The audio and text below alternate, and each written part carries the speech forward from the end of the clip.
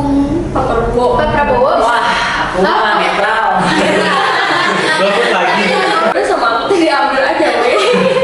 Tapi nyoblos ya, nyoblos kan. Ya beliau mungkin nanti cuma hanya butuh suara rakyat doang. Iya, mencari muka, mencari muka. pencitraan. Halo, selamat datang di Diskutik, diskusi isu politik.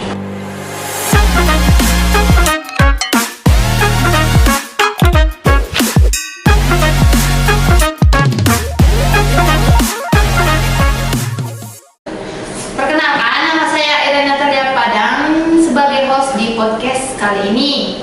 Nah, kali ini kita akan ngebahas tentang politik nih, dan kebetulan kita kedatangan beberapa narasumber. Mari kita sambut narasumbernya.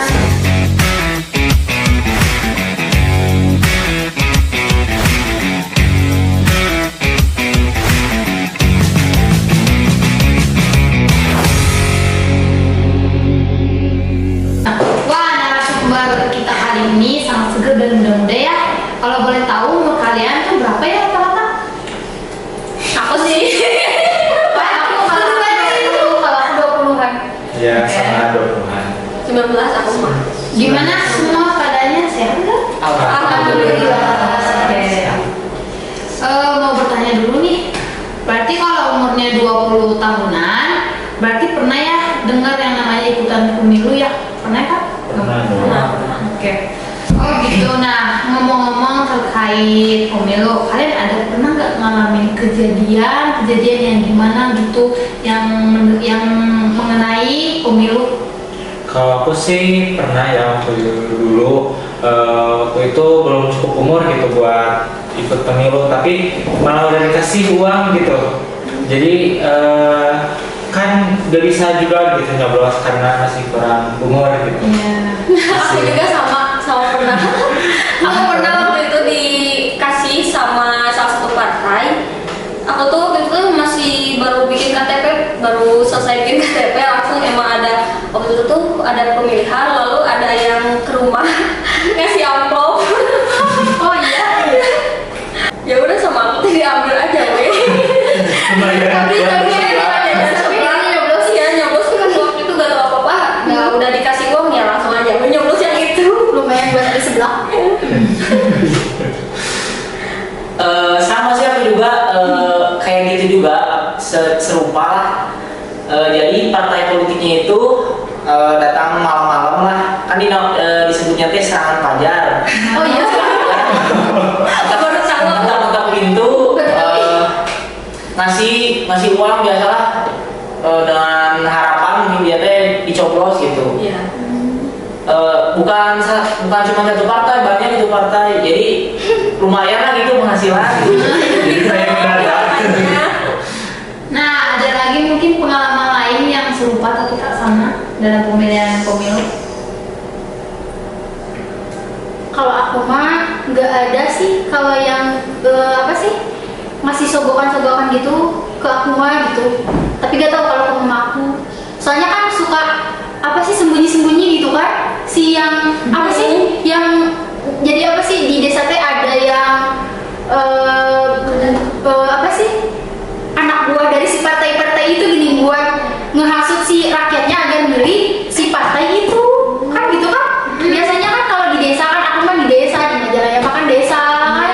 Kalau kamu emang di mana? Ya kalau misalkan di tempat saya di Sumatera ya, kalau misalkan dalam pemilihan itu nggak ada yang namanya nerima sogokan ataupun apa itu, mau sogokan apapun dalam bentuk uang maupun enggak gitu.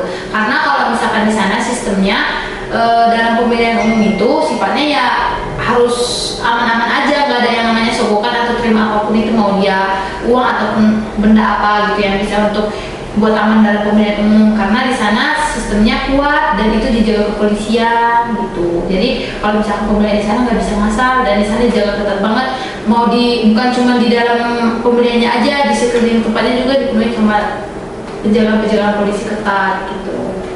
Oh jadi kalau di Sumatera nggak apa sih si partai politiknya itu nggak bisa mempersuasi si rakyatnya agar mempengaruhi rakyat supaya memilih si partai itu. Nggak bisa. Nggak bisa, namanya kayak misalkan mau dikasih apa pilih partai saya ya gitu, nggak ada kayak gitu. Jadi ya mau dibayar berapapun ya saya tetap nolak karena pemilihan ini umum, nggak bisa dikasih gimana hanya untuk biar menang. Jadi itu mah pure 100% pilihan rakyat gitu Iya, ya, karena nggak ada yang namanya sogokan-sogokan gitu. Iya benar, jadi nggak ada, karena mungkin ya beda di Sumatera sama beda di Jawa ya budayanya. Iya, Iya. beda. Nah sekarang ini kan kita pasti tahu mendekati tahun-tahun pemilihan presiden masa jabatan 2024 yang dimana saat ini pasti para partai politik masing-masing saling berlomba-lomba untuk menaikkan citra maupun reputasi para politiknya masing-masing. Dan tidak banyak juga para politik yang memberikan bantuan misalnya nih beasiswa untuk para pelajar maupun mahasiswa, sehingga masyarakat secara tidak langsung terpersuasi oleh para politik tersebut. Nah, saya mau minta tanggapan nih dari masing-masing bagaimana terkait dengan isu beasiswa yang diberikan kepada para pelajar maupun mahasiswa dari para politik tersebut. Kalau menurut aku sih ya, itu adalah salah satu bentuk dukungan gitu ke dunia dari partai politik ke dunia pendidikan gitu. Itu sih kalau menurut aku. Tapi kalau menurut aku sih langkah yang diambil oleh si partai politik tersebut itu adalah salah satu bentuk sogokan di mana si para pelajar itu harus memilih si partai tersebut gitu. Tapi kalau aku sih setuju ya, soalnya kan beasiswa itu untuk menunjang anak-anak yang berprestasi dan cerdas lah gitu. Jadi emang harus diapresiasi dengan beasiswa agar sekolahnya lebih layak. Aku setuju sih kalau itu, tapi ada yang mengganjal itu dan yang kurang aku setuju tuh karena tetangga aku ada yang dikasih dia itu kuliah tapi dibiayai oleh partai, tapi dia itu ekonominya bisa dibilang mampu dan kecerdasan otaknya pun masih dalam rata-rata, enggak apa sih yang kayak pinter banget gitu loh kalau aku gitu. Tapi kan ya itu mah Emang itu benar ya, nggak hoax gitu? ya enggak, kan aku bilang gini gak semena-mena bilang ini kalau ini gak ada apa sih kejelasan gitu kan. Tapi di sini aku gak akan nge-publish partainya karena kan ya akan sangat rumit kan ya. Betul. Emang kenapa nggak bisa di-publish gitu ya? Oh nanti aku bilang. Hilang ya, hilang. Oh iya, ngomong-ngomong pemilu kan ada ini kita dengar-dengar dari berbagai isu-isu terkait Bapak Jokowi yang mendukung Prabowo. Nah kita sampai beliau bilang Pilpres 2024 akan menjadi jatahnya Bapak Prabowo. Nah tanggapan kalian bagaimana tentang hal itu? Kalau menurut saya sih ya, Bapak Joko Widodo itu kayak apa sih, udah berhak gitu kalau bilang si Bapak Prabowo jadi presiden gitu. Jadi emang udah haknya gitu. Kalau menurut aku sih. Oh, kalau menurut aku sih wajar-wajar aja si Pak Jokowi itu milih Pak Prabowo karena kan dia menginginkan si presiden selanjutnya itu orang yang pernah bekerja sama dengannya gitu, dan ya itu baik di tingkat pusat ataupun daerah. Ya apalagi kan Prabowo udah kalah 2 kali ya dalam Pilpres oleh Bapak Jokowi, jadi emang harus sebenarnya kasihan juga gitu. Ya. Iya, pasti Prabowo pasti nyapres lagi gitu. Semoga aja. Ya. Tapi kamu ngedukung Pak Prabowo. Pak Prabowo? Wah, aku mah netral. Bagus lagi. Iya. Menurut kalian nih gimana tanggapan kalian misalkan Bapak Prabowo itu mencalonkan di tahun 2024? Setuju atau gimana? Alasannya apa? Kalau aku sih setuju. Kenapa? Karena kan menurut aku Prabowo itu lebih dominannya kelebihan, kalau kekurangan sedikit. Kalau menurut aku itu mah gitu. Kalau aku sih kurang setuju ya, karena kan ada kabar-kabar nih ya, Prabowo itu belum punya istri lagi gitu. Jadi kita nggak punya ibu negara gitu. Terus yang kedua, beliau juga kan saya pernah baca gitu di salah satu artikel di mana di situ ada kata-kata yang mungkin kurang memiliki tim komunikasi yang ahli gitu. Itu sih. Kalau aku sih setuju aja, karena si Prabowo itu punya modal politik yang cukup kuat gitu. Jadi itu juga kan dia itu sebagai ketua umum partai Gerindra kan. Ya, dan juga riwayat pendidikannya ya, dia itu setahu saya itu di kemiliterannya bagus gitu, sampai pensiunnya menyandang pangkat bintang 3 atau legend. Jadi udah dipastikan lah jiwa kepemimpinannya dalam memimpin negara ini apabila terpilih nanti 2024. Berarti kebanyakan setuju ya kalau Prabowo mencalonkan di tahun 2024. Iya. Setuju. Kalau mungkin dari host sendiri, apakah setuju? Ya kalau gimana ya?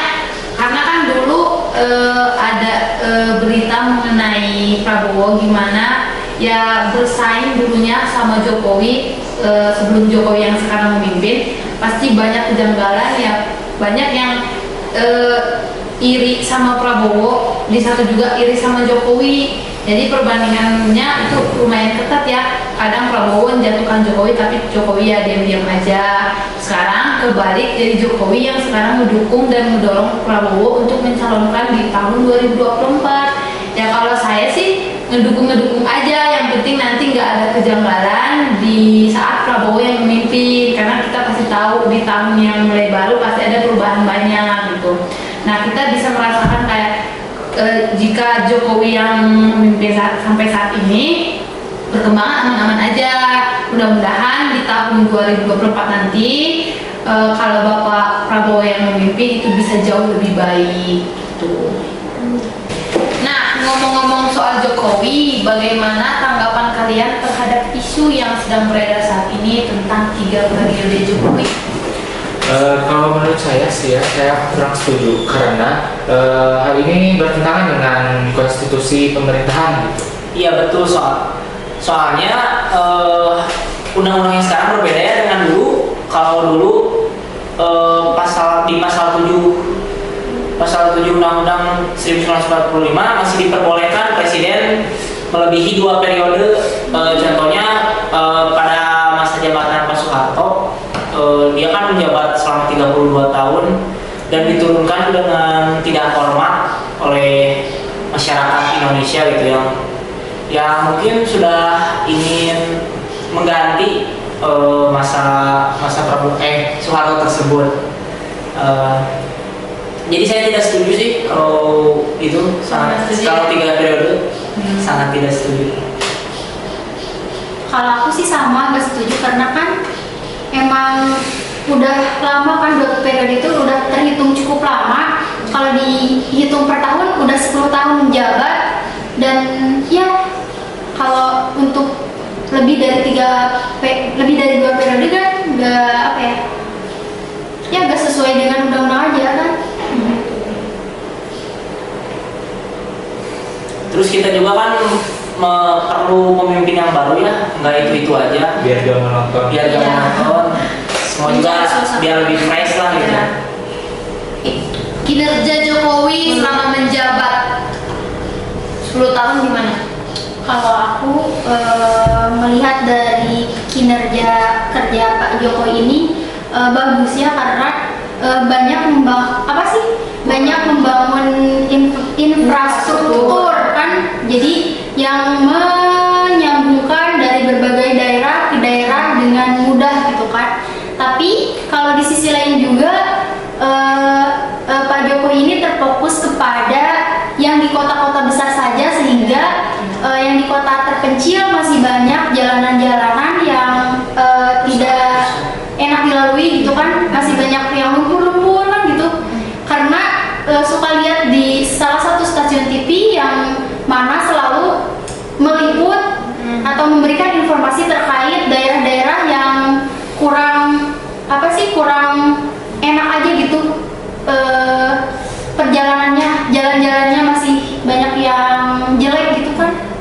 Berarti yang dibangun untuk Bapak Jokowi itu masih di kota-kota besar dulu ya? Iya, jadi Iya. kalau yang di daerah Masih proses ya? jadi masih terdistakan lah gitu kan. Iya.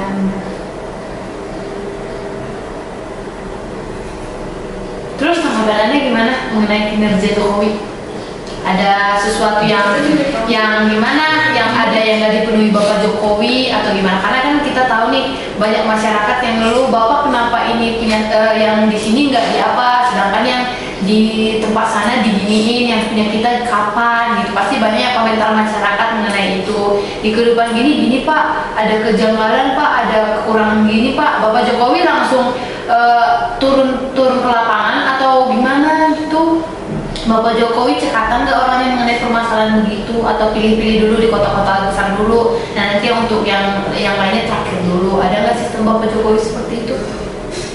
Ya mungkin Bapak Jokowi gitu lebih mendahulukan tempat-tempat yang lebih urgent gitu. Bukan berarti Bapak Jokowi itu membedakan suatu daerah gitu. Buktinya Bapak Jokowi langsung turun tangan gitu ke Papua saat ada masalah gitu. Betul sih, aku juga setuju kalau itu. Soalnya terkadang daerah-daerah lain merasa dibeda-bedakan gitu ya, Iya. merasa siri atau kenapa sih Pak Jokowi lebih mensejahterakannya di kota-kota, sedangkan kami yang di daerah-daerah merasa dibedakan lah gitu ya. Karena kan memang kalau untuk masyarakat yang di kampung apa sih, mereka mempunyai pikiran yang mungkin kurang mengerti dengan dunia politik kan, jadi gampang untuk emosi, jadi tidak berpikir secara rasional sehingga mengedepankan emosi gitu kan, sehingga berpikir rasional. Nah, Berarti kita udah tahu ya gimana kinerja selama Bapak Jokowi menjabat. Pasti ada yang gimana sih posisinya Bapak Jokowi, juga ada yang posisinya nggak enak, ada juga posisinya enak. Karena masyarakat gimana ya, pemikirannya itu kan pasti berbeda-beda. Bapak Jokowi kenapa sih cuman yang di sana aja, kenapa yang kita enggak gitu. Karena gimana Bapak Jokowi nanggapinnya, kalau banyak ya komentar itu komentar buruk kena ke Bapak Jokowi. Karena kan Bapak Jokowi sebagai pemimpin nih, nah kita berhak sebagai masyarakat kayak Bapak, kita mau minta dong pembangunan di sini, diginiin. Tapi di satu sisi juga Bapak Jokowi berpikiran ya yang di sana dulu. Tapi pemikiran masyarakat mungkin ya Bapak Jokowi orangnya memilih banget, pilih-pilih banget yang untuk dibangun pembangunannya gitu. Jadi kita nggak bisa salahin Bapak Jokowi juga, tapi kita di satu sisi juga nggak bisa nyalahin masyarakatnya gitu. karena kan kita juga harus ada di tengah, Iya, sebagai tidak penengah. bisa memilih atau memihak kepada Iya, benar. siapapun. Benar. Karena setiap orang punya persepsinya masing-masing kan. Iya. Terus juga kan dalam suatu pengaduan lah dari masyarakat, mungkin saja kan dari presidennya mah udah turunnya dana, Iya. tapi Cuman nggak disalurkan gitu. tapi bisa saja tersendat di pemerintah daerahnya gitu. Karena kan banyak kasus-kasus gubernur atau apa yang terkena kasus korupsi ataupun apalah. Jadi mungkin itulah yang jadi salah pahamnya. Ya karena kan kalau emang di dunia politik itu emang kejam kan ya. Iya. Banyak orang yang pinter, banyak di Indonesia, Iya. banyak orang yang cerdas, banyak, tapi kita kehilangan orang yang jujur gitu kan. Iya, Sehingga betul. masyarakat tidak menikmati hasil dari bantuan dari pemerintah yang di atasnya kan, karena tersumbat oleh yang mengelolanya kan. Iya, benar. Jadi seperti itu. Makanya menjabat menjadi seorang presiden itu ada enaknya, ada enggaknya. Jadi kita nggak bisa kayak kalau misalkan kita nih contohnya menjabat nih, kita pasti banyak yang namanya mengalami ya dari masyarakat ada perkataan nggak enak, dari sisi lain juga kita mendapatkan kayak dukungan itu nggak enak. Makanya kalau misalkan kita jadi posisi Pak Jokowi ini ya, kita nggak bisa membilang ya jadi Bapak Jokowi enak ya presiden gini aja, duduk-duduk aja, kita nggak bisa bilang itu. Karena di satu sisi juga kita sebagai masyarakat di bawahnya Bapak Jokowi juga harus ngerti Bapak Jokowi juga ada kerjaannya ini, dan jadi Bapak Jokowi nggak bisa kayak ngasih waktu ya ke masyarakatnya harus ini dulu nggak bisa. Jadi Bapak Jokowi itu sifatnya adil, bukan berarti kita ngebela ya, karena kita juga sebagai masyarakat harus ngerti juga posisi Bapak Jokowi sebagai presiden itu di mana. Betul. Ngomong-ngomong nih soal kinerja Bapak Jokowi, tanggapan kalian soal kerja Bapak Jokowi yang mau memindahkan ibu kota negara ke Kalimantan itu gimana? Pendapatnya kalian itu gimana? Ada yang keberatan atau apa gitu mengenai Bapak mau memindahkan negara ke Kalimantan? Kalau dari aku sih setuju ya, karena memang benar Jakarta dipenuhi dengan laut kan gitu ya, lebih banyak perairan daripada daratan. Apalagi ada yang ini katanya meramal gitu apa ya, di tahun 2050 katanya Jakarta akan tenggelam. Itu juga nggak tahu enggak ya, tapi kan kita harus jaga-jaga. Gitu sih. Tapi kalau dari aku sih kurang setuju kalau dipindahin ke Kalimantan tuh, karena kan Kalimantan tuh masuk ke paru-paru dunia ya gitu. Jadi kalau pindah ke Kalimantan, si pembangunan tuh otomatis merusak lingkungan si flora dan fauna yang ada di Kalimantan itu. Aku juga sih kurang setuju ya, karena kan kalau misalkan melakukan perpindahan ibu kota itu harus memerlukan biaya yang sangat besar gitu. Sedangkan kan Indonesia juga punya banyak hutang gitu ya.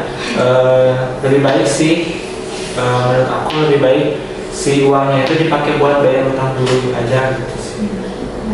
Kalau aku sih lebih ke di tengah gitu. Jadi kalau apa sih dipindahin ya setuju, karena takut Jakarta tenggelam. Kan gimana ya kalau tenggelam, ibu kota kita nggak ada di sana. Iya, benar. Nggak lucu kan? Ya. Tapi kalau di Kalimantan juga takutnya merusak ekosistem, soalnya kan Kalimantan banyak hutan, masih seger lah alami. Sedangkan Jakarta kan udah banyak polusi udara kan.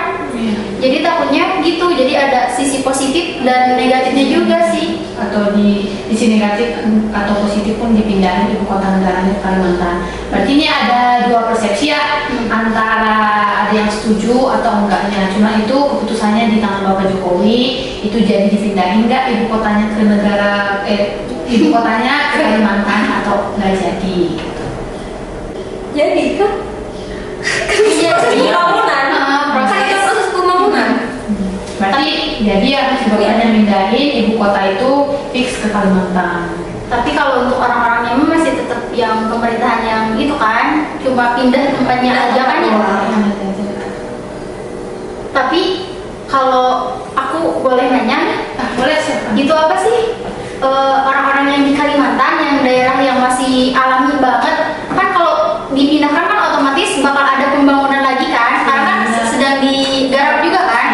Nah, si masyarakatnya si Kalimantan itu dominan setuju atau menolak gitu, soalnya kan takutnya lingkungan mereka terancam rusak kan dengan polusi-polusi dari keberatan gitu.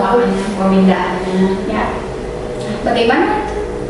Ya kalau itu sih gimana ya, kita harus tahu dulu si Bapak Jokowi itu harus membicarain sama masyarakat juga yang di situ ini setuju nggak kalau dipindahin, ada yang keberatan atau ada efek nggak nanti kalau ini dipindahin. Takutnya kan masyarakatnya setuju aja kan, kita nggak bisa nih membilang kayak masyarakatnya itu semuanya setuju. Ada juga pasti saya nggak mau dipindahin, saya mau kehidupan saya baru gitu.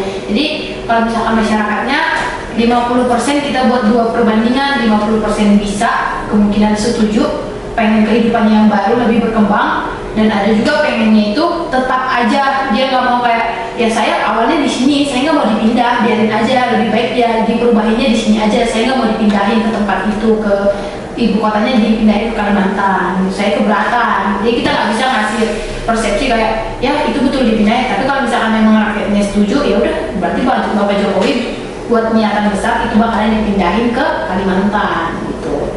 Jadi kita buat persepsinya itu ya 98% aja, kemungkinan setuju. Setuju. Iya. Nah, kita ngomong dulu nih soal pemerintahan ya. Bagaimana tanggapan kalian terkait anak dan menantu Jokowi yang ikut serta terjun ke dunia politik? Sedangkan kita tahu sebelumnya Gibran menyatakan bahwa dia tidak akan ikut serta dalam dunia politik itu. Tanggapan kalian itu gimana? Kalau menurut aku sih, mohon maaf ya, berarti beliau tidak mempunyai pendirian. Karena kan sebelum menjabat sebagai presiden, beliau menyatakan bahwa di dalam keluarga beliau tidak akan ada yang terjun ke dalam dunia politik, atau pemerintahan ya. Tetapi berbeda setelah beliau menjabat presiden selama 2 periode, ternyata pernyataan beliau itu salah gitu kan, dapat diragukan kebenarannya dan tidak bisa dipertanggungjawabkan kan. Tapi kalau menurut aku sih ya mungkin Gibran itu udah tergiur dengan dunia pemerintahan karena dia tuh melihat bapaknya gimana gitu dalam dunia pemerintahan tersebut. Karena ya boleh. Apalagi kan Gibran memanfaatkan momentum ya, soalnya sebentar lagi kan ayahnya itu akan menyelesaikan masa jabatannya. Mungkin dia menganggap ayahnya kan sekarang masih ada gajinya lah ya, masih bisa keburu terlambat, jadi mungkin dia memanfaatkan momentum aja. Terus juga kan kalau misalnya kita belum terjun ke dalam dunia politik, kita masih berpikir apa sih, kita akan jujur nih, akan menyelesaikan tugas dengan baik atau dengan sesuai dengan standar kan.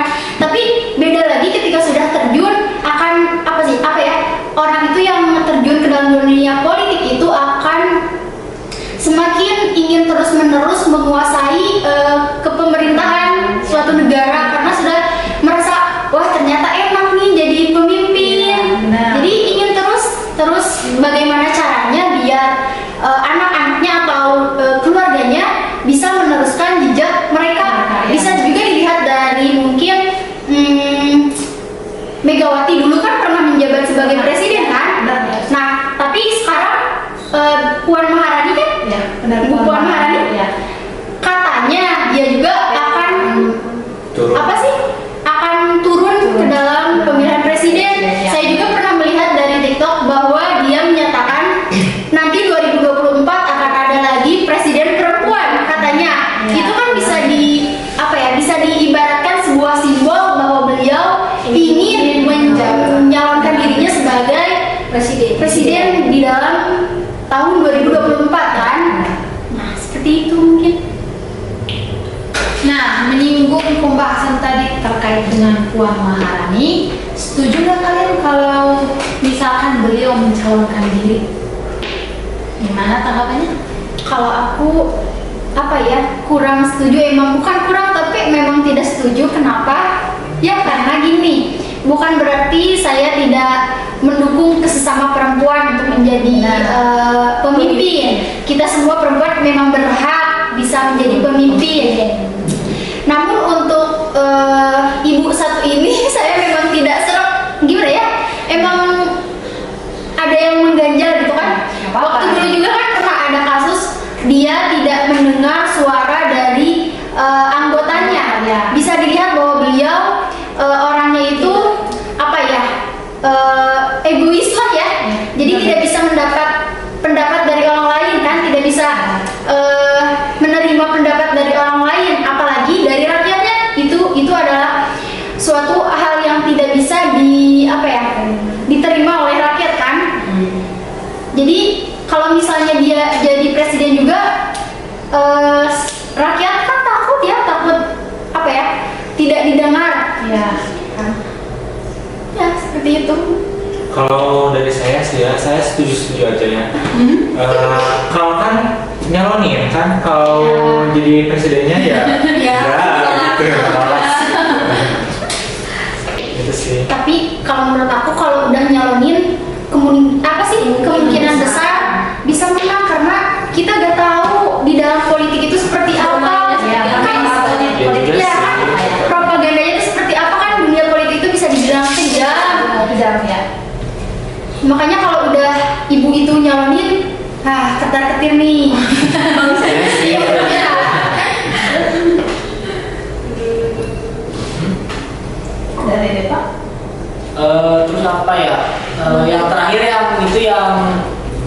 membagi-bagikan baju kepada masyarakat, Ya. tapi mukanya itu kayak kurang senang gitu, Iya. baru gitu. Ya. Ya, Oh, benar ya itu bedanya. Berarti komunikasi nonverbalnya bisa dilihat bahwa dia itu tidak apa ya? Tidak senang gitu kan ya? Ya, membagi- Jadi cuma gini doang membagi. Nah, bisa dilihat bahwa dia gimmick. Ya beliau mungkin nanti cuma hanya butuh suara rakyat doang. Iya. Mencari muka gitu ya. Mencari muka. Pencitraan. Soalnya kan kalau misalnya rakyat-rakyat Indonesia yang biasa aja kan udah terpropaganda kan, Ya. apalagi oleh ibu puan yang pintar ini loh kan ya. Ya, benar ya benar. Sekali. Kenapa? Nah, Memutar balik ke kita ya kan? Nah, ya, oke. Nah, jadi bisa kita tarik kesimpulan dari pembahasan hari ini bahwa kita tidak boleh gampang terpropaganda ataupun terpersuasi oleh partai politik manapun ataupun pemerintah Indonesia kita ini, sehingga kita harus tetap berpikir secara jernih dan rasional dalam menentukan pilihan. Sekian dari hasil podcast kami kali ini. Terima kasih.